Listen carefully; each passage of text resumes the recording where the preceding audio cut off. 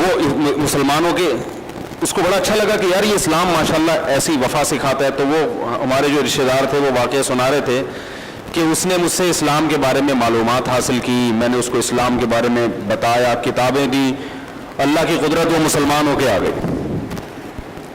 اور مسلمان ہونے کے بعد اس نے کہا کہ بھئی مجھے کیا کیا کرنا چاہیے. میں نے بتایا کہ شراب چھوڑ دو. اس نے کہا میں نے قرآن میں جب پڑھا کہ شراب حرام ہے اسی وقت چھوڑ دی میں نے. کہہ رہے میں نے اس سے کہا کہ بھئی یہ جو تم نے اسکرٹ پہنا ہوا ہے, لباس بےہودہ ہے, سر کے بال سے لے کے پاؤں کے ناخن تک پردہ ہونا چاہیے, مسلمان عورت حجاب کرتی. کہہ رہے وہ بھئی برقع پہن کے آ گئی. جو کہہ رہے ہیں اس پر عمل کر رہی ہے, با کردار مسلمان بن گئی. کہہ رہے میں نے کہا ماشاء اللہ ماشاء اللہ سبحان اللہ, جیسے آپ لوگ ابھی کہہ رہے تھے نا سبحان اللہ, انہوں نے کہا سبحان اللہ. آگے مسئلہ خراب ہوا. اس خاتون نے کہا اب آپ مجھ سے شادی کر لیں.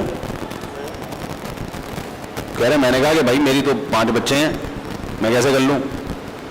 اس نے کہا جس قرآن میں لکھا ہوا ہے شراب حرام ہے اسی میں یہ بھی لکھا ہوا ہے کہ مرد 4 کر سکتا ہے. کہہ رہے میں نے کہا وہ تو کر سکتا ہے. کہہ رہے مجھے وہ آدمی جو ہندو بلوائیوں سے نہیں ڈرا ہے, جو گاؤں دیہات میں جن بلوائیوں نے حملہ کیا تھا اس سے نہیں ڈرا, وہ آدمی یہاں آگے ڈر رہا ہے, بیوی سے بھی ڈر رہا ہے, بچوں سے بھی ڈر رہا ہے. کہہ رہے میں نے کہا بھائی وہ مجھے خیال آیا کہ یار میں جب پاکستان جاؤں گا اس کو لے کے, ایئرپورٹ پہ بیگم صاحبہ آ گئی, وہ بولیں گے یہ کیا تحفہ لے کر آ رہا ہے بھائی, یہ کون ہے, یہ انٹی کہاں سے آئیں. کہہ رہے میں نے کہا میں نہیں کر سکتا. تو کہہ رہے اس نے کہا کہ تم نے کہا تھا میں کردار کا مسلمان ہوں, نام کا مسلمان. اس کو دیکھو جملہ یاد تھا.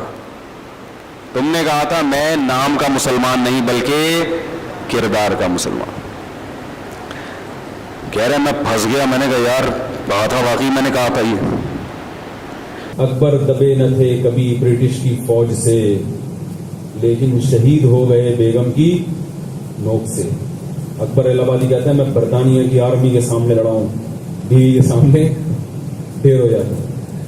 تو وہ کہہ رہے میں نے کہا بھائی وہ مسئلہ یہ ہے کہ اسلام میں اس شرط کے ساتھ ہے کہ عدل کر سکتا ہوں. یہ جو عدل کی شرطیں, عدل تو ہے اسلام میں, لیکن آج کل جو عدل کی باتیں ہوتی ہیں نا, یہ ان کا مقصد ہوتا ہے میرے اندر دم نہیں ہے, میں معاشرے کی بے سہارا عورتوں کو سہارا نہیں دے سکتا. یہ اصل مقصد یہ ہوتا ہے.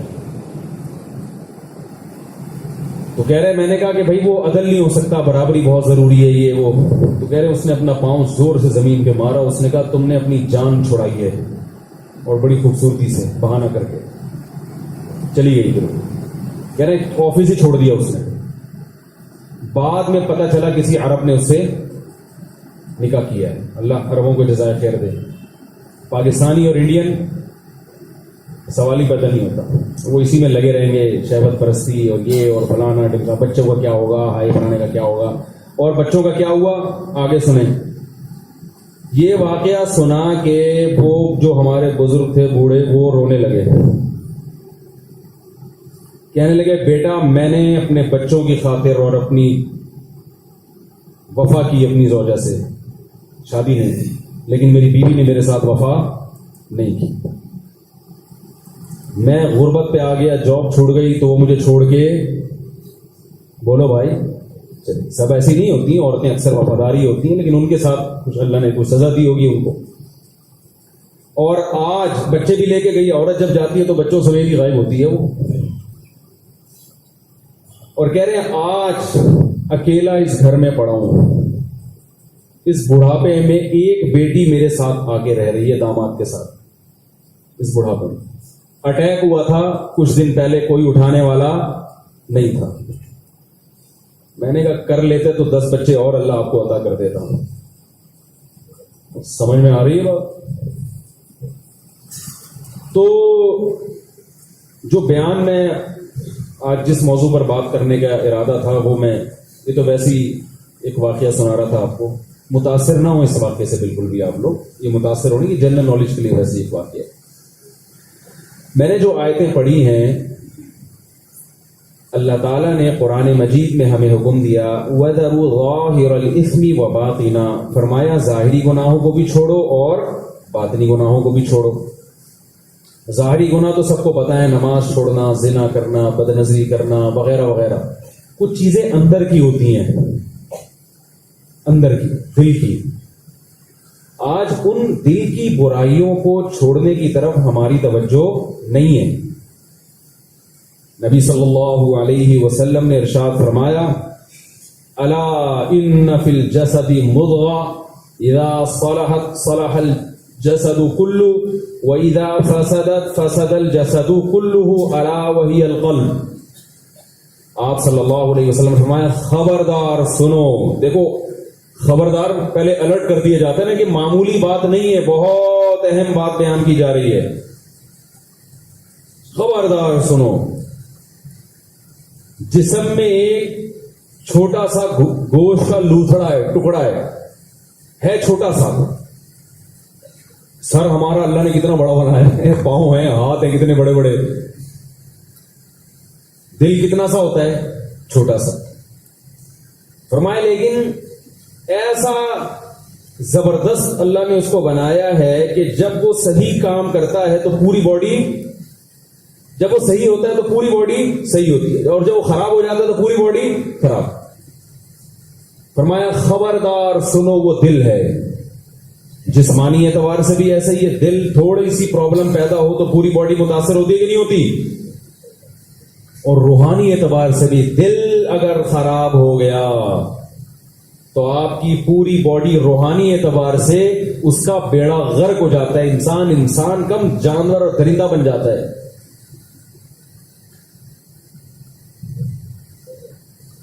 تو دل جو ہے نا، دل کی حفاظت، ہم جسمانی دل کی حفاظت کی تو بڑی پرواہ کرتے ہیں، بڑی فکر کرتے ہیں. کولیسٹرول نہ آئے رگوں کے اندر تاکہ دل صحیح طرح سے پمپنگ کرتا رہے.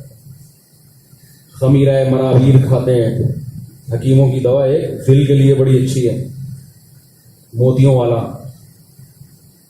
ایسے حکیموں کی باتیں ہیں. جواہر موہرہ کھایا کریں، جواہر موہرہ دل کے لیے بہت اچھی چیز ہے. یاد رکھو یہ جو حکیمی دوائیں ہیں اس کو ہلکا نہ سمجھا کرو، یہ بہت کروڑہ گنا بہتر ہے ایلوپیتھک سے. حکیموں کو دیکھیں 99 سال کے، میں نے بہت دیکھے ہیں 90 95 کے حکیم. ابھی میں نے کچھ دن پہلے حکیم صاحب کو بتایا تھا نا 71 سال کے تھے. رفیع بھائی بہت اچھی طرح جانتے ہیں ان کو. تو اس لیے کہ آرگینک چیزوں کا کوئی آلٹرنیٹ نہیں ہے، دیسی ہوتی ہیں. دواؤں پہ کم سے کم آئیں، غذاؤں پہ توجہ دیں. حکیموں کی دوائیں اکثر یہی جڑی بوٹیاں، یہی غذاؤں کو مرکب بنا کے دیا جا رہا ہوتا ہے، کیمیکل نہیں ہوتے اس میں اکثر. وہ فراڈی ہو تو ایک الگ بات ہے. تو جیسے ہم جسمانی دل کی فکر کرتے ہیں، جواہر موہرہ کھا کر نہیں کھاتے، تو میں یہ اس لیے کہتا ہوں تاکہ لوگوں کو ایک نالج بھی ہو جائے نا. جواہر موہرہ کھایا کریں، دل کے لیے بہت اچھا ہے. جگر کے لیے کیا ہے وہ بات بتاؤں گا. تو روحانی دل کی مضبوط انسان تو جسم کا نام نہیں ہے نا خالی. جسم تو گدھے کو بھی اللہ نے دیا ہے، گھوڑے کو بھی دیا ہے، اور گھوڑے اور گدھے کا جسم ہم سے زیادہ طاقتور ہوتا ہے. تو جسم کی وجہ سے میرے بھائی اگر ہمیں فضیلت ہوتی تو پھر ہمیں نہ ہوتی، بلکہ بیل کو، گدھے کو، گھوڑے کو، شیر کو زیادہ فضیلت ہوتی. ان کو اللہ جنت میں داخل کرتے اور ہم سارے جہنم میں جاتے. انسان کو جو اللہ نے فضیلت دی ہے وہ جسمانی دل کی وجہ سے نہیں بلکہ روحانی دل کی وجہ سے. جسمانی دل صحت مند ہوتا ہے کہ جب اس کی پمپنگ صحیح ہو، وہ صحیح طرح سے دھڑکتا ہو، نالیوں میں کوئی کچرا نہ آیا ہوا ہو. اسی طرح روحانی دل وہ جب صحیح ہوتا ہے جب وہ حسد کے کولیسٹرول سے پاک ہو، تکبر کے کولیسٹرول سے پاک ہو. کولیسٹرول میں بھی دو قسم کے کولیسٹرول ہوتے ہیں نا، اچھا والے اور گندے والے. حسد، کبر، بغض، ریا، دنیا سے عشق، دنیا کی محبت، یہ ساری چیزیں یہ روحانی دل کے گندے والے کولیسٹرول ہیں.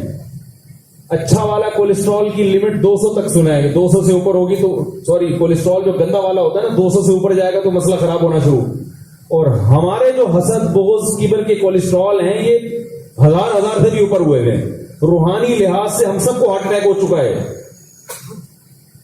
روحانی لحاظ سے ہم سب مر چکے ہیں. بہت مشکل ہے سمجھانا. یہ تو جسم لے کے ہم گھوم رہے ہیں. جسم تو کافروں کے پاس بھی ہوتا ہے میرے بھائی، جانوروں کے پاس بھی ہوتا ہے. بتاؤ گدھے کی کوئی روحانی زندگی ہے؟ بولے نا بھائی گھوڑے کی کوئی روحانی زندگی ہے؟ شیر کی کوئی روحانی زندگی ہے؟ اگر آپ کہتے ہو میں بڑا صحت مند دل ہنسی خوشی زندگی گزار رہا ہوں اور بڑا صحت مند ہوں، میں بڑی لائف کو انجوائے کر رہا ہوں، تو انجوائے تو میرے بھائی گدے گھوڑے بھی کرتے ہیں لائف کو. انسان کی جو فضیلت ہے، یہ ٹھیک ہے کہ اس جسمانی دل کی بھی صحت کی کوشش کرنی چاہیے، لیکن انسان کی جو فضیلت ہے وہ روحانی دل کی وجہ سے ہے، وہ جسمانی دل کی وجہ سے نہیں ہے. تو روحانی اعتبار سے دل کو صحت مند بنانے کے لیے ضروری ہے کہ اس کو تکبر کے کولیسٹرول سے بلڈ میں کیا ہو، تکبر کا کولیسٹرول نہ ہو. حسد کا کولیسٹرول، بولنے میں کوئی پابندی ہے، جاگتے رہیں گے، آپ کا فائدہ اس سے. تکبر کا، حسد کا کولیسٹرول نہ ہو، ریاکاری کا کولیسٹرول نہ ہو، اللہ کے لیے جو کچھ ہو رہا ہے. شو بازی کا کولیسٹرول نہ ہو. دنیا کی محبت کا جو مسافر خانہ ہے، جو فنا ہونے والی ہے، اس سے محبت، اس سے عشق، یہ بھی بڑا خطرناک اور گندا قسم کا کولیسٹرول ہے. جب انسان کی باڈی میں گندا والا کولیسٹرول آتا ہے تو چہرے کی رونق ختم ہوتی ہے. آپ نے دیکھو جن کے جو فل آف کولیسٹرول ہوتے ہیں ان کے چہرے سے جھلک رہا ہوتا ہے کہ اس میں ڈاکٹر حکیم جو ماہر ہوتے ہیں وہ دیکھ کے بتاتے ہیں آپ میں کولیسٹرول بہت ہے، چہرے پہ فریشنس نہیں ہوتی. تو یاد رکھو جو روحانی اعتبار سے جب یہ گندگیاں انسان میں آتی ہیں تو روحانی اعتبار سے اس کے چہرے پہ رونق ختم ہو جاتی ہے. جو روحانی دل رکھتے ہیں وہ دیکھ کے ہی پہچان جاتے ہیں کہ اس آدمی کی روحانی زندگی درست نہیں ہے. تو بہت ساری چیزیں ہیں، ان میں ایک بڑی خطرناک ہے تکبر، جس میں آج ہم سب مبتلا ہیں. تکبر کسے کہتے ہیں؟ نبی صلی اللہ علیہ وسلم نے تکبر کی ایک علامت بیان کی ہے. دیکھو بعض دفعہ کسی چیز کو ڈیفائن کیا جاتا ہے اس کی ڈیفینیشن بیان کر کے، اور بعض دفعہ کسی چیز کو ڈیفینیشن کر کے اگر بیان کرو گے تو مشکل ہو جائے گی، تو اس کو مثال سے سمجھایا جاتا ہے.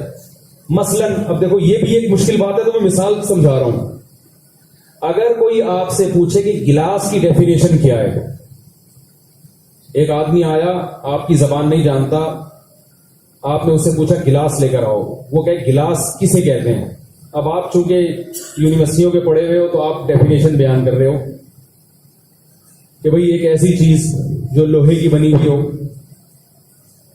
گول ہو، نیچے پیندا ہو، اس کو وقت ضرورت استعمال کیا جا سکتا ہو، پانی وانی ڈالا جا سکتا ہو، اٹ از کالڈ گلاس. وہ لوٹا اٹھا کے لے آئے گا، گول بھی ہے، پانی بھی ڈالا جا سکتا.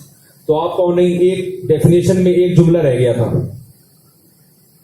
وہ جملہ یہ کہ اس میں پانی ڈالا جا سکتا ہو اور پینے کے لیے ایسا پانی جو پینے کی غرض سے ڈالا جاتا ہو. وہ جگ اٹھا کے لے آئے. کیا خیال ہے بھائی؟ آپ نے کہا اینڈ اسمال دین جگ بھی ہو، یعنی ایسا پانی ڈالا جاتا ہو کہ جو پینے کے لیے ہو لیکن جگ سے اس کا حجم چھوٹا ہو. وہ کپ اٹھا کے لے آیا، کمبخت منوس، معذرت. تو یہ اس کا فالٹ نہیں ہے، یہ آپ کا فالٹ ہے کہ ایک چیز کی ڈیفینیشن مشکل ہے، اس کو سمجھانا مشکل ہے. تو آپ کیوں فزکس اور کیمسٹری کی جو نیوٹن کے جو ہے نا وہ طور طریقے اس پہ استعمال کر رہے ہو؟ آپ اس کو بولو بھائی یہ گلاس ہے، وہ رکھا ہوا ہے، ذہن میں بٹھا لے یہ کیا ہے.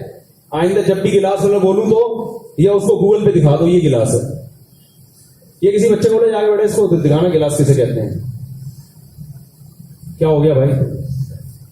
تو ہمارے نبی صلی اللہ علیہ وسلم کو اللہ نے بھیجا لِتُبَيِّنَ لِلنَّاسِ، ہر چیز کو کھول کے بیان کریں بہت آسان زبان میں. تو صحابہ نے پوچھا تکبر کیا ہے؟ اگر آپ ڈیفینیشن بیان کرتے ہم اسی میں الجھے رہتے.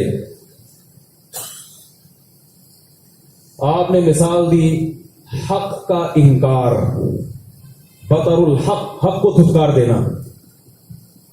کیسی پیاری مثال دی. اگر آپ کے سامنے کوئی حق بیان کرتا ہے اور آپ کو حق کو قبول کرنے میں شرمندگی ہو رہی ہے تو یہ شرمندگی اس کی علامت ہے کہ آپ میں جو جذبات اس وقت پیدا ہو رہے ہیں وہ تکبر کی وجہ سے پیدا ہو رہے ہیں. آپ میں کبر ہے, آپ اپنے آپ کو بہت بڑا سمجھتے ہو.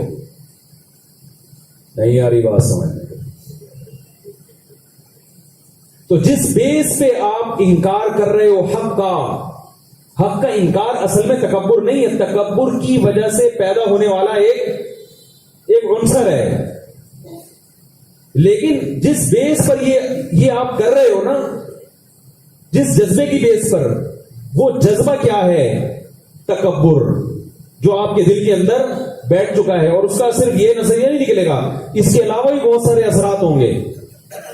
یہ تو ایک اثر ہے کہ آپ حق کا انکار کرتے ہو, لیکن اس کے اور بھی اثرات ہوں گے. آپ ظلم بھی کرو گے, آپ ہر وقت دوسروں کو نیچا دکھانے کی کوشش میں لگے رہو گے. تو یہ اپنے آپ کو پہچاننے کے لیے کہ مجھ میں تکبر کی بیماری ہے یا نہیں ہے, اس پہچاننے کا سب سے آسان طریقہ کیا ہے کہ کوئی آپ پہ انگلی اٹھاتا ہے اور آپ کو اس کے انگلی اٹھانے سے غصہ آنا شروع ہو جائے. بہت مشکل ہے بھائی, بہت مشکل. جیسی نبی صلی اللہ علیہ وسلم نے خاندانی مثال دی. صحابی نے پوچھا تھا, یا رسول اللہ, میں چاہتا ہوں میرا لباس عمدہ ہو, میرے جوتے اچھے ہوں, کیا یہ تکبر ہے؟ فرمایا نا نا نا, کیونکہ ہم تکبر اسی کو سمجھتے ہیں اور آج تک سمجھ رہے ہیں. کوئی بڑا عالم لینڈ کروزر میں گھوم رہا ہو نا, بڑی گاڑی میں, کہتے ہیں ان میں تکبر ہے. ہمارے نبی تو گدھے پہ سوار ہوتے تھے, یہ کس میں گھوم رہے ہیں؟ ایسا ہی ہوتا ہے نا. ہمارے نبی کے کپڑوں پہ تو پیمن لگے ہوتے ہیں, بھوسکی پہن کے بیٹھے ہیں. تو نبی نے نہ بھوسکی کو تکبر قرار دیا, نہ اچھے موبائل کو تکبر قرار دیا. لوگ اس میں بھی اتنا مہنگا موبائل رکھا ہوا ہے, اتنا مہنگا موبائل. ہمارے حضرت مفتی رشید احمد صاحب رحمہ اللہ تعالی کی جو گھڑی تھی اس وقت 60,000 کی, 1985, اس وقت 60,000 کی کیا گھڑی تھی؟ اللہ نے پیسہ دیا تھا. لوگ کہتے تھے اتنی مہنگی گھڑی رکھنے سے بہتر ہے کہ غریبوں کو کھلا دیں. یہ وہ لوگ تھے جو ہمارے حضرت کے حالات جانتے نہیں تھے. حضرت نے اگر 60,000 کی گھڑی رکھی ہوئی تھی تو 1,20,000 غریبوں پہ خرچ کرتے تھے. بعض لوگوں کو اللہ نے اتنا پیسہ دیا ہوتا ہے کہ وہ جتنا رکھتے ہیں اتنا خرچ بھی کر رہے ہوتے ہیں. تو ایک عام آدمی کے لیے 60,000 کی یا 1 لاکھ 1.5 لاکھ کی گھڑی یہ اسراف میں داخل ہے. مالدار کے لیے اسراف میں داخل بولو نا یار نہیں ہے. ہاں غریب آدمی, تمہارے پاس کھانے کو روٹی نہیں, تم مہنگے مہنگے موبائل لے کے گھوم رہے ہو. جو اللہ نے, لوگ مجھے کہتے ہیں ولیمہ سادہ ہونا چاہیے. میں نے کہا ہاں دال چاول ہونے چاہیے ولیمے میں. کہہ رہے اسلام میں سادگی. میں نے کہا بالکل دال چاول ہونے چاہیے. وہ بعض دفعہ کوئی ولیمہ ہوتا ہے نا, کوئی اللہ نے کسی کو پیسہ دیا بڑا شاندار ولیمہ کر رہا ہوتا ہے. تو میں کہتا ہوں اللہ کے بندے, یہ آدمی کو اللہ نے اتنا پیسہ دیا ہے, یہ ہر جگہ اچھا کھاتا ہے, تو ولیمہ تو ایک سنت عمل ہے اور بڑی اللہ نے ایک نکاح کی ترغیب دی ہے, ایک عبادت کا عمل ہوا ہے, اس پہ تو اپنی استطاعت کے مطابق کھلائے گا نا لوگوں کو. اس کو تو اپنی استطاعت کے مطابق کھلائے گا. ہاں اسراف جب ہے کہ جب جتنے بندے آئے نہیں ہیں کھانا ڈبل پکوائے گا اور سارا ضائع ہو رہا ہے, یہ غلط ہے. جیسے کہ آج کل شادیوں میں ولیموں میں ہوتا ہے. تو آپ صلی اللہ علیہ وسلم نے ارشاد فرمایا کہ اپنا اچھا کپڑا پہننا, عمدہ لباس, اچھا جوتا, اچھی پگڑی, حدیث کا مفہوم بیان کر رہا ہوں, یہ تکبر میں نہیں ہے بلکہ یہ تو اللہ کو پسند ہے. فرمایا ان اللہ جمیل یحب الجمال, اللہ خود بھی جمیل ہے اور جمال کو پسند کرتا ہے. وہی سوال ہے پھر ہمارے نبی کیوں ایسے بے منزدہ کپڑے پہنتے تھے؟ بھائی ہمارے نبی تو غربت تھی, مسکنت تھی, آپ کے پاس تو لباس خریدنے کے پیسے ہی نہیں تھے. پیسے ہی نہیں تھے آپ صلی اللہ علیہ وسلم کے پاس. جن کے پاس پیسہ تھا ان کو آپ نے منع نہیں کیا. حضرت عثمان غنی کے پاس پیسہ تھا, ان کا لباس اچھا ہوتا تھا. تو آپ کے پاس نہیں تھا. جس کے پاس نہیں ہے وہ نہ کرے. آپ کہیں گے بھائی ہمارے نبی کے پاس پیسہ نہیں تھا تو صدقات و خیرات کہاں سے ہوتے تھے اتنے؟ سوال پیدا ہوتا ہے کہ نہیں ہوتا؟ تو بھائی ہمارے نبی نے پیسہ رکھا نہیں ہے, جتنا آیا صبح آیا تو شام ہونے سے پہلے خرچ کر دیا. تو یا تو اتنا بڑا دل رکھو کہ پیسہ رکھو ہی نہیں, ادھر آیا ادھر صدقہ, اور اگر اتنا بڑا دل نہیں ہے تو پھر پیسہ رکھ کے استعمال نہ کرنا, اس کو کنجوسی کہا جاتا ہے. اور یاد رکھو کنجوس کی دو قسمیں ہیں. There are two types of conjuses. کنجوسوں کی کتنی قسمیں, خوب کان کھول کے سن لیں. ایک کو عربی میں بخیل کہتے ہیں, ایک کو شحیح کہتے ہیں. شحیح, شین حلوے والی ہا, ٹھیک ہے, یہ زیادہ اچھا یاد ہو جاتا ہے حلوے والی ہا سے. اور پھر یا اور پھر ہا, شح جس کو کہا جاتا ہے. بخیل اس کو کہتے ہیں جو کمبخت دوسروں پہ خرچ نہ کرے, حالانکہ ضرورت بھی ہو, نبی بچوں پہ خرچ کر رہا ہے, بچا بچا کے رکھا ہوا ہے. اور کنجوس اور شحیح اسے کہتے ہیں جو کمبخت اپنے اوپر بھی خرچ نہ کرے. یہ بہت پرلے درجے کا کنجوس. جیسے وہ میں گھی کے ڈبے والا واقعہ سناتا رہتا ہوں نا آپ کو اکثر, ارے پھر سنا دے تو نئے نئے لوگ بھی آتے ہیں. وہ ایک شحیح تھا, یعنی بخل کی سپرلیٹو ڈگری. وہ دیسی گھی لے کر آیا اور اپنے بچوں سے کہا کہ ڈبے سے لگا لگا کے کھانا, کیونکہ ڈبے پہ بھی چکناہٹ ہوتی ہے نا گھی کے ڈبوں پہ. تو جب یہ ڈبے کی چکناہٹ ختم ہوگی پھر ہم اندر سے ڈبہ کھولیں گے. تو بچے بھی اسی کے اولاد تھے بھائی, وہ غیرت مند بچے ہوتے, بولتے ابا تو ہی کھا لے, ہم نے کھانا ہی نہیں ہے, کہ ڈبے کے تکلف کی بھی ضرورت نہیں ہے. تو وہ ڈبے سے لگا لگا کے کھا رہے. اس کو سفر پہ جانا تھا تو ڈبہ الماری میں لاک کر کے چلا گیا کہ ایسا نہ ہو یہ پورا کھول کے ہی کھا رہے ہیں, کچھ دن ناغا کر لو بھائی. واپس آیا, بچوں سے پوچھا, بچوں گھی کا ڈبہ کہاں ہے؟ ابا الماری میں رکھا ہوا ہے. کھولا تو نہیں, نکالا تو نہیں؟ کہ کہہ رہے نہیں. پھر ناشتہ کیسے کرتے تھے؟ ابا الماری سے روٹی لگا لگا کے کھاتے. اس پہ تھپڑ مارا, کم بختوں, کچھ دن گھی کے بغیر گزارا نہیں کر سکتے تھے. تو نہ اپنے اوپر خرچ کرتا ہے, جب اپنے اوپر بھی نہیں کر رہا تو دوسروں پہ. یہ بخل کا اعلیٰ درجہ ہے. آج یہ بھی لوگوں میں وافر مقدار میں پایا جاتا ہے. کھا نہیں رہے یار, تم استعمال نہیں کر رہے, کیا کر رہے ہو؟ پلاٹ پہ پلاٹ, پراپرٹی تمہارے ساتھ خبر میں تھوڑی آئے گی. ہاں پہلے اچھا کھاؤ, اچھا پہنو, اچھی سواری رکھو, پھر بچے تو بحریہ ٹاؤن میں پلاٹ بھی لے لو, صدقات و خیرات بھی کرو, پھر بچ گئے تو چلو یار اب فالتو پیسہ ہے بچوں کے لیے کوئی پراپرٹی لے لیتے ہیں. پہلے تم بھی تو کسی کے بچے ہو, خود بھی تو کھاؤ. اپنے بچوں کے لیے اپنے اوپر بھی خرچ نہیں کرتے. اور پھر آپ کا جب بچہ پیدا ہوگا وہ کمبخت آپ سے بھی آگے, وہ بھی نہیں کھائے گا, وہ کہے گا اپنے بچوں کے لیے. تو اپنے لیے کون کر رہا ہے؟ کھاؤ پیو موج مستی کرو حلال.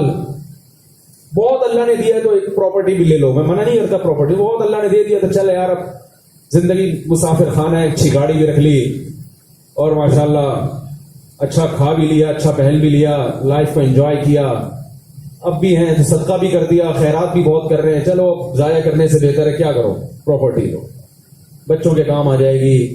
اللہ نے موقع دیا تو گھر بنا لیں گے. گھر کا تو میں کہتا ہوں کوشش کرو گھر بناؤ ہی نہیں ذاتی. لوگ کہتے ہیں تباہ انویسٹمنٹ نہیں ہوگی, انویسٹمنٹ کے لیے پراپرٹی خریدو بیچنے کے لیے. گھر کرائے پہ ہی اچھا ہوتا ہے. ابے بھائی تم 1 کروڑ کا گھر خریدو گے, اس میں رہو گے, تو بہتر نہیں ہے کہ کرائے پر لو اور 1 کروڑ کی پراپرٹی لے لو, وہ ڈبل ہو جائے گی, اسے بیچو. کیا خیال ہے؟ 2 کروڑ میں بیچ کے 1.5 کروڑ خود رکھو, پھر 1.5 کروڑ میں اگلی لے لو 50 لاکھ, پھر کھاؤ پیو, ایسے رولنگ کرو, رولنگ. مر گئے تو پراپرٹی کو بچوں کے کام آئے گی. نہیں آج سمجھ میں تو کوئی مسئلہ نہیں ہے, ٹھیک ہے, جیسے وہ بھی ٹھیک ہے. میری ایک رائے ہے کہ جب آپ کے پاس بہت پیسہ آئے تو بھی رینٹ پہ ہی رہا کرو. دنیا مسافر خانہ ہے, ادھر سے بھی جنازہ نکلے گا, ادھر سے بھی نکلے گا. دیواروں اینٹوں سے دل لگانا یہ پسندیدہ کام نہیں ہے. پراپرٹی خرید کے بیچو اگر اللہ نے پیسہ دیا ہے, اس سے یہ بزنس کرو. خود رینٹ پہ رہتے رہو, گھر والوں کو بتا دو بھائی کہیں نہیں جا رہے, ہمارا اپنا گھر بھی ہے. ہمارا اپنا گھر تو تسلی کے لیے نا, اپنا بھی ہے, بیچنے کے لیے ہے, اور بیچ کے دوسرا لے لیں گے, اور جو پروفٹ ہوگا وہ پھر موج مستی کریں گے. دال روٹی کھا رہے ہیں اور مکان ذاتی, اس تو خوش, میرا ذاتی مکان, میرا ذاتی مکان. ارے اس سے کروڑا گنا وہ بہتر ہے جو کرائے پہ رہ کے اچھا کھاتا ہے, اچھا پیتا ہے, اچھی سواری میں گھومتا ہے. بسوں میں لٹک لٹک کے جا رہے ہیں. میرے بحریہ ٹاؤن میں 3 پلاٹ ہیں, تو کیا کر لیا تو نے؟ جا تو کم وقت W11 میں لٹک لٹک کے جا رہا ہے. نبی نے فرمایا تمہارا مال وہ ہے جو کھا کے ختم کر دیا, پہن کے پرانا کر دیا, باقی تمہارا ہمارا کچھ نہیں ہوتا. اللہ کا بڑا فضل ہے میرے اوپر, میں بڑا نالائق آدمی ہوں, میں کبھی کسی کا بنگلہ مکان دیکھ کے متاثر نہیں ہوتا کہ ہائے میرے پاس بھی ایسا ہوتا.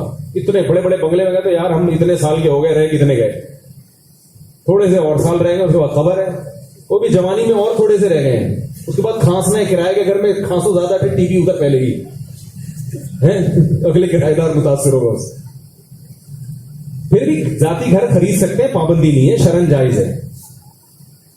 لیکن میں ایک مشورے کے طور پہ کہہ رہا ہوں کہ بہت زیادہ پیسہ نہیں ہے تو خریدو ہی نہیں, کچھ بھی نہیں کرو, کھاؤ پیو موج مستی کرو. اور اگر بہت زیادہ اللہ نے پیسہ دیا, اچھا کھا کے, اچھا پہن کے, اچھی سواری بھی رکھ لی, بہترین گاڑی رکھو, بہترین بیوی رکھو, بہترین بچے رکھو, ٹھیک ہے نا. جب بہترین بیوی ہوگی تو بچے بھی خود بخود بہترین ہوں گے نا. پیسہ خرچ کر کے بیگم بھی بہترین لے کر آؤ. اچھی بیگم زیادہ مہر میں ملتی ہے, تھوڑے مہر میں نہیں ملتی. ایک صاحب ہمارے گاڑی خرید رہے, میں نے کہا تو شادی کر لے, کمارے چھڑے چھاٹ. کہہ رہا یار گاڑی ہوگی بیوی تو, میں نے کہا کم بخت بیوی پہ خرچ کر, بیوی پہ پہلے اچھی بیوی کا ہونا ضروری ہے. پیسے خرچ کر کو اچھے خاندان کی, غریبوں میں بھی اچھے خاندان کی ہوتی ہیں, لیکن ظاہر ہے لوگ تو دیکھتے ہیں نا سب سے پہلے روکڑا کیا خرچ کر رہا ہے. وہ کہہ رہے ہیں گاڑی دیکھتے تو بیوی ملے گی. میں نے کہا ملے گی, اس کو کھلانے کے لیے تیرے پاس پیسے نہیں ہوں گے. بیگم اچھی لے کر آؤ, پھر گاڑی بھی اچھی لے آؤ. اور یہ اللہ کا فضل ہے کہ وہ جب نکاح ہوتا ہے تو اللہ برکت بھی دیتے ہیں. تو اچھا کھاؤ, اچھا پہنو, اپنے بچوں کو اچھی تعلیم دو, اچھا کھلاؤ. یہ دنیا گزر رہی ہے, ختم, جو استعمال ہو گیا.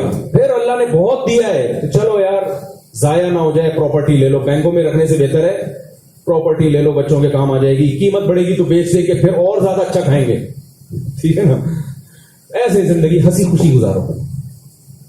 اور پھر اپنا بھی گھر لے لیا کسی نے تو بھی ٹھیک ہے کہ یار جب یہ بکے گا تو اچھی قیمت پہ بک کے پھر اور اچھا والا لے لیں گے. لیکن میرا رائے ہے کہ گھر لینے کے بجائے نہ لو, ان دیواروں اینٹوں میں پیسہ برباد مت کرو, اس سے کچھ بھی حاصل. اتنے مہنگے گھر ہیں, اس سے آپ کا پیسہ برباد ہو.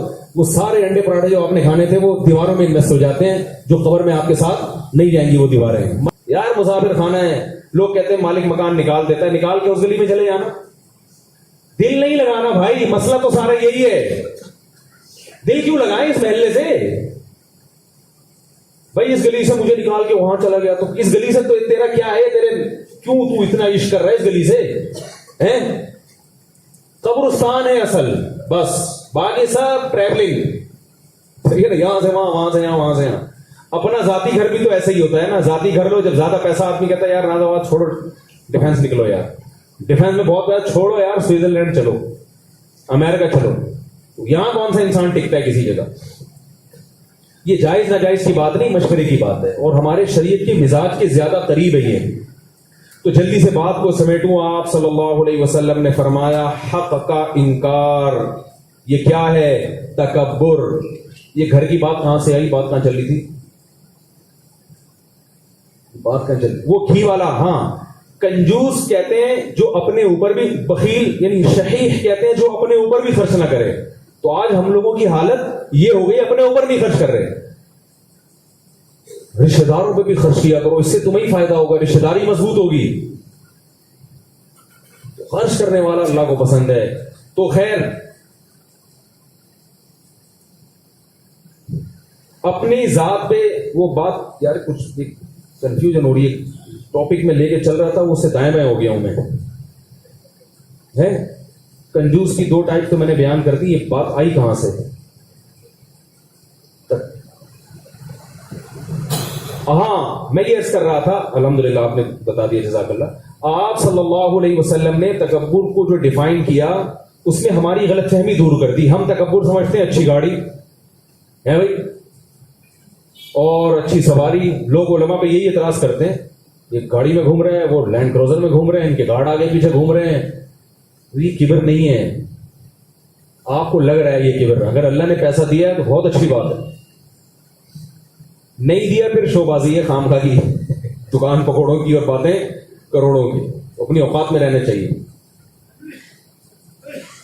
تو جمال کو پسند کرنا, خوبصورتی کو پسند کرنا, یہ کبر میں داخل نہیں. ہمارے نبی نے چونکہ پیسہ رکھا ہی نہیں, اس لیے وہ سب غربا مساکین پہ خرچ کر دیا, کیونکہ آپ نے ایک دنیا کے لیے نمونہ بننا تھا. بعد میں غیر مسلم اعتراض کر سکتے تھے اصل میں یہ دنیا پرست تھے معاذ اللہ، تو اللہ نے آپ کو ایسا بنایا کہ کوئی انگلی اٹھا ہی نہ سکے، شکوک اور شبہات کے سارے دروازے بند کر دیے. لیکن عمومی اسلام کا حکم یہی ہے کہ اگر آپ کے پاس پیسہ ہے تو آپ صلی اللہ علیہ وسلم کی صحیح حدیث ہے، ایک شخص نبی کے پاس آیا، بڑا گندا بال، پھٹے پرانے کپڑے، آپ نے فرمایا کہ آپ تمہیں اللہ نے پیسہ نہیں دیا؟ اس نے کہا یا رسول اللہ دیا ہے. تو آپ نے فرمایا ان اللہ یحب ان یرا اثر نعمته علی عبدہ، اللہ یہ چاہتے ہیں کہ اللہ نے کسی کو دولت کی نعمت دی ہے تو اس نعمت کے آثار اس پہ نظر آنے چاہیے. اگر اللہ نے مال دیا ہے تو شکل سے لگنا چاہیے کہ پیسے والا آدمی ہے، موبائل سے لگے کہ بندہ پیسے والا ہے، کپڑوں سے لگے کہ بندہ، اس کو تواضع نہیں کہتے، کہہ رہے ہیں حضرت جی کے پاس اتنا پیسہ مگر چڈی بنیان میں گھومتے، تواضع ہے، دھوتی بنیان میں رہتے ہیں ہر وقت، چڈی تو خیر نہیں دھوتی، یہ تواضع نہیں میرے بھائی. ہاں بعض لوگوں کی طبیعت میں لاؤبالی پن ہوتا ہے، وہ اتنے اہم کاموں میں مشغول ہوتے ہیں کہ ان کی توجہ اس طرف نہیں جاتی، وہ ایک الگ چیز ہے. ہمارے حضرت مفتی تقی عثمانی صاحب دامت برکاتہم بہت سادہ لباس، اس لیے کہ وہ اتنے بڑے بڑے کاموں میں مشغول ہیں، اتنے بڑے بڑے کاموں میں. اچھا سادگی میں اور زینت میں فرق ہے، یعنی لباس اچھا ہو، فیشنیبل ہو یا نہیں ہو، یہ آپ کے ذوق پر ہے. حضرت اقدس حضرت مفتی تقی عثمانی صاحب سادہ لباس پہنتے ہیں، بہت سادہ. بعض لوگوں کے پاس مال آتا ہے تو وہ کڑھائیوں والے کرتے پہنتے ہیں. تو یہ کڑھائیوں والا کرتا یا اس طرح کی چیزیں، یہ اس کا آپ کے ذوق سے تعلق ہے، اس کا شریعت سے براہ راست تعلق نہیں ہے. یہ تو سادگی اسلام میں پسندیدہ چیز ہے، لیکن وہ بھی کر سکتے ہیں، کڑھائیوں والے کرتے بھی پہن سکتے ہیں، اور زیادہ شو بازی بھی، جو شو بازی پورا جائز شو بازی. تو تکبر آپ صلی اللہ علیہ وسلم نے جو ڈیفائن کیا، حق کا انکار، تو یہ ایک ایسا پیمانہ ہے جس پہ ہم اپنے آپ کو پرکھ سکتے ہیں. ہمارے ساتھ مصیبت یہ ہم دوسروں کو پرکھنا شروع کر دیتے ہیں فوراً کہ یار اچھا میں نے اس کو اس دن بات بتائی تو غصہ آ گیا، اس میں تکبر ہے اس میں. اور بھائی اپنے گریبان میں جھانک کے دیکھنا چاہیے. اگر آپ نے کسی کو حق بات بتائی، اس پہ غصہ آ گیا تو فوراً تکبر کا فتویٰ نہ لگائیں، کیونکہ بعض دفعہ آپ کا بتانے کا اسٹائل ٹھیک نہیں ہوتا. آپ سب کے سامنے ایک آدمی کو غلطی پر ٹوک رہے ہیں اور وہ قابل عزت آدمی ہے، تو پھر اس کو غصہ آنا بجائے وہ کہتے ہیں یار یہ بات مجھے تنہائی میں بھی بیان کی جا سکتی تھی. بعض دفعہ آپ نے ایک دفعہ غلطی پہ ٹوکا، انہوں نے آپ کو بتا دیا کہ یہ غلطی ایسا ہے نہیں، آپ کو غلط فہم، پھر آپ ٹوک رہے ہیں، پھر آپ ٹوک، تو اس کو غصہ آئے گا نا پھر. تو وہ کوئی یا بیٹا باپ کو باپ بن کے ٹوک رہا ہے، ابا وہ اس دن بھی سمجھایا تھا کہ ایسا نہیں کیا کرو. ابا کہیں گے نا بیٹا ایک دفعہ سمجھا دیا بس ٹھیک ہے، پھر دوبارہ تو پھر ابا کو غصہ آنا بالکل بجائے کہ تو باپ ہے یا میں باپ ہوں. تو غلطی پر تو ہر ایک کو ٹوکنا چاہیے، لیکن ٹوکنے کا طریقہ کیا ہو، وہ طریقہ بسا اوقات آپ کا غلط ہوتا ہے. ابا کو سمجھانے کا شریعت میں طریقہ کچھ اور ہے. میرے والد صاحب اللہ تعالیٰ ان کی مغفرت فرمائے، ایک ایسی چیز تھی جو میں سمجھتا تھا یہ غلط ہے، والد صاحب ایک غلط کر رہے ہیں، جو میرا خیال تھا. میں کئی دنوں سے سوچ رہا تھا کہ ان کو میں کس طرح سے سمجھاؤں، کہ باپ کا اللہ نے بڑا مقام رکھا ہے، آپ ان کے سامنے سمجھانا شروع کر دو، بولے اچھا ہم نے جانا ہے اور ہمارا ہی باپ بن کے ہمیں مولوی بن گیا تو ہمیں سکھانا شروع کر دیا. تو بڑا کئی دن تک سوچتا. آج کل لوگوں میں یہ تمیز ختم ہو گئی ہے، تمیز ختم کہ کس کو کیسے سمجھانا ہے، کس سے. باپ کو یہ ہے کہ جب چاہے سمجھا دے بیٹے کو اف کرنے کی اجازت. اگر وہ باپ ہے نا جو کئی دنوں تک سوچ رہا ہے بیٹے حضور کو ہم کیسے سمجھائیں، ان کی شان میں گستاخی، اس کا مطلب بیٹے میں تکبر ہے، اس کا مطلب اپنی اوقات سے. تو باپ ہے جیسے آفیسر، دیکھ لو آرمی میں کیا ہوتا ہے، آرمی میں آفیسر جب چاہے کسی فوجی کو بلا کے سمجھائے گا نا بھائی یہ کرو یہ نہیں کرو. ہاں جو جونیئر ہے وہ سینئر سے بات کرنے سے پہلے سوچے گا. تو یہ اصول ہے دنیا کا، یہ فطری نظام ہے. تو میں سوچ رہا تھا ابا کو کیسے بتاؤں. میں کئی دن تک سوچتا رہا، اپنے شیخ حضرت مفتی رشید احمد صاحب سے مشورہ کیا، پھر سوچنے کے بعد ایک لیٹر لکھا، بڑے القابات لگا. میں نے کہا براہ راست بات کرنا مناسب نہیں. وہ ایک خط لکھا میں نے, تحریر لکھی, ابا کے تکیے کے نیچے. ابا نے پڑھی, بڑے خوش ہوئے, اور وہ بات الحمدللہ تسلیم کی انہوں نے. بڑا اپنا ایک فیصلہ تھا زندگی کا جو انہوں نے تبدیل کر دیا. اللہ کا شکر ہے. اب بھی اگر وہ نہیں مانتے تو پھر تکبر کی علامت ہوتی. بھائی ایک بات ہے جو بتائی جا رہی ہے, آپ صرف اس لیے کہ بیٹے نے کیوں کہہ دیا, تو اللہ ان کی مغفرت فرمائے, ان کے درجات بلند کرے. وہ انہوں نے اپنا فیصلہ چینج کر دیا. تو ہم میں سے بہت سے لوگ جب بات کرتے ہیں تو لٹ مار رہے ہوتے ہیں. نصیحت, ہر آدمی اپنے آپ کو نا علاقے کا ڈی ایس پی سمجھتا ہے, تھانے دار سمجھتا ہے, لیکن عمومی حکم شریعت کا یہی ہے کہ جب کوئی آپ کو بات بتائے, آپ کو پتہ چل جائے کہ یہ غلطی ہے, تو آپ مانو کہ بھائی مجھ سے غلطی ہوئی ہے, میں معذرت کرنے کے لیے تیار. اس پر شیطان آپ کو کہے گا اس سے تمہاری عزت معاشرے میں کم ہو جائے گی. شیطان تو بیٹھا ہے نا, کوئی بھی اچھا کام نہیں کرنے تو فوراً شیطان کہے گا اب انسلٹ. تو نبی صلی اللہ علیہ وسلم نے فرمایا کہ جو شخص من تواضع للہ رفعہ اللہ, جو اللہ کے لیے گرتا ہے اللہ اس کو اٹھا دیتا ہے. لگے گا کہ عزت کم ہو رہی ہے مگر لوگوں کی نظر میں عزت بڑھ رہی ہوگی. اور جو اکڑے رہتے ہیں نا تکبر کی طرف. اچھا ایک بات بتا کے بس بیان ختم کرتا ہوں. یاد رکھو, میں دیکھو کسی کی سائڈ نہیں لیتا ہوں. گھروں میں ایک چیز بہت زیادہ ہوتی ہے کہ عورت جب شوہر کو سمجھاتی ہے نا اس کی غلطی, تو شوہر کو اکثر غصہ آتا ہے غلطی پہ, حالانکہ وہ صحیح ہوتی ہے عورت. یہ مردوں کی ایک عمومی بیماری ہے. ان کو یہ ہوتا ہے میری بیوی مجھے کیوں سمجھا رہی ہے, وہ آنا کا مسئلہ بناتے ہیں. یہ بھی تکبر ہے. نہیں یاری بات ہے, جیسے مجھے بولا کیوں, سے مجھے سمجھایا کیوں, مجھے ایسا کیوں بولا اسے. تو اگر کبھی وہ بول دیا کرے نا کہ آپ کے اندر کوئی غلطی ہے, یہ صحیح نہیں ہے, تو سن لیا کرے تمیز سے بیٹھ گئے, ٹھیک ہے نا. ایک دم جذباتی یہ کیوں کر دیا. یہ بھی ہوتا ہے کہ لڑکی کے ابا اماں آئے داماد کو سمجھانے کے لیے, داماد بیٹھنے کے لیے تیار نہیں ہے, بیٹھتا ہی نہیں وہ کم وقت, میں نہیں بیٹھوں گا. یہ تکبر ہے. کیوں نہیں بیٹھو گے بھائی, وہ آئے ہیں بیٹھو تو صحیح, بات تو کرو. اگرچہ آپ بالفرض غلط نہیں کر رہے, آپ صحیح ہو, لیکن یہ بات کرنا آپ کی اخلاقی ذمہ داری ہے.